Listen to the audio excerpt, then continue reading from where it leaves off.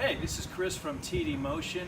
I have on the floor here a Coyote crate engine. This is based off the 2015 through 17 version, 435 horsepower, about 400 pounds of torque. We sell quite a few of these.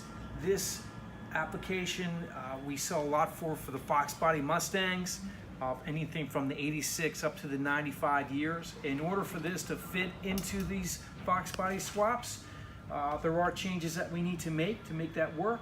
For one, you have to change out the pulleys and accessories, relocate a few things, the exhaust kit, the bell housing, the clutch, the transmission, the oil pan, to name a few.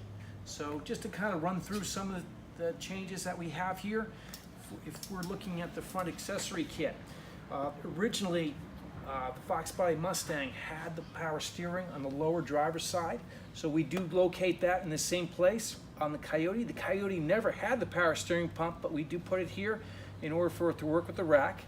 We relocate the alternator on the passenger side, flip it around 180 degrees, and we have the AC compressor still in the factory location.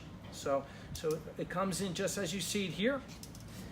We have hooked up some of the harnesses on this engine just to kind of give you an idea.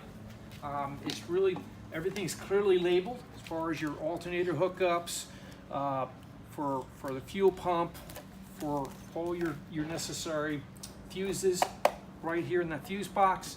So this is the ECU, the main harness coming in. It's going to feed it to the ECU, and the ECU is going to basically feed it back to the engine. So they're both sharing each other's information, so it's ideally tuned at all times.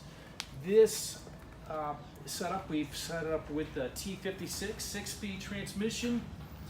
This customer opted for the 6-speed. You could also go with a 5-speed.